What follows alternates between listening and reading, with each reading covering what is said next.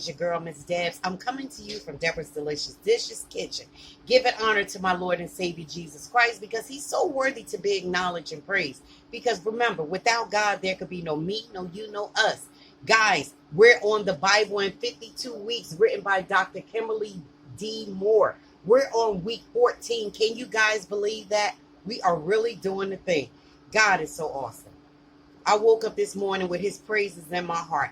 I made a little song for you guys at the end of this session, or I might put it before. I was practicing so much that I kind of strained my voice, but you get the message. It's for God, so it is what it is. But I know that he's hearing me up in heaven.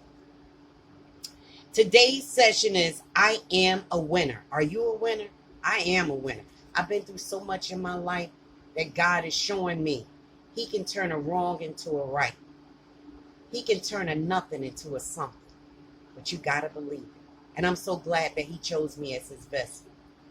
Around this country, football, basketball, and baseball seasons are as defying as winter, spring, and summer and fall. We live in a competitive society. We love to see a team working together to win the game. Well, whether we know it or not, we're all in a game. That game is life. And we have an adversary who does not want to see us win, to see our families flourish, or to see our marriages work. He doesn't want our businesses to be successful or us to be happy and complete. There is a lot on the line, and there will be a winner and a loser. I don't know about you, but I've made up my mind that I'm going to win this one. In the book of Judges, we find an account of how God gave Gideon victory over his enemies. In Judges 6, Israel had become rebellious, and God allowed the nation of Midian to take dominion over them. But then God had mercy and assigned Gideon to go and rescue them. Gideon didn't think he had what it took to accomplish the assignments. His tribe was the weakest of the bunch, and there was no way they'd be able to take the Midianites.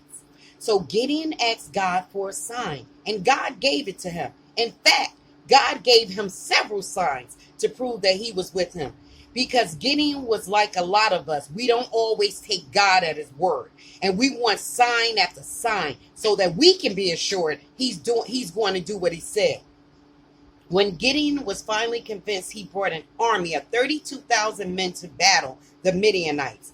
But God had him send home all but 300, saying he would provide victory. God kept his promise with just 300 men. Gideon was victorious over the Midianites. Sometimes you just have to stand on what God says alone.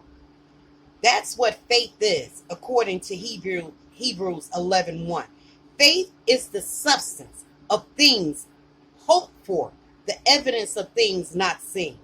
When you don't have the evidence, you have to trust what he says, even if it doesn't make sense. If God has already called you a winner, then guess what? You're a winner.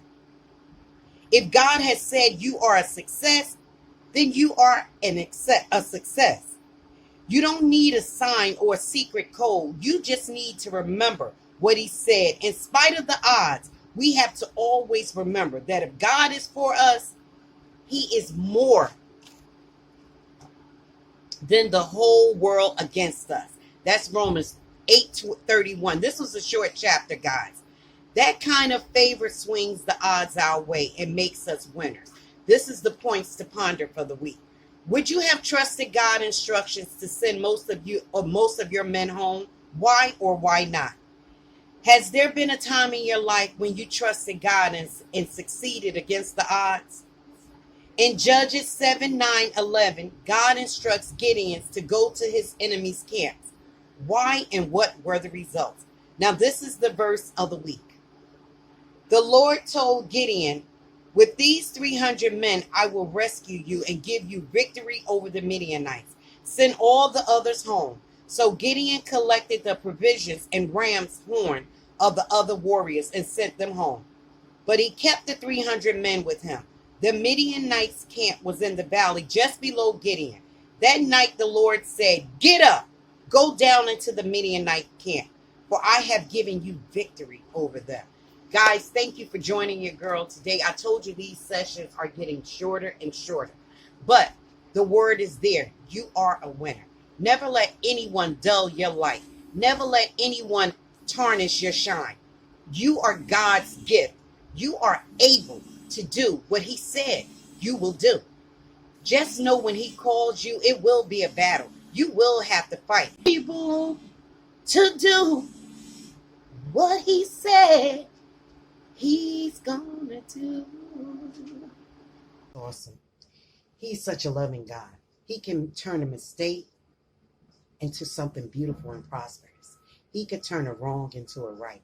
I'm so glad that he chose me to be his vessel. God is able. God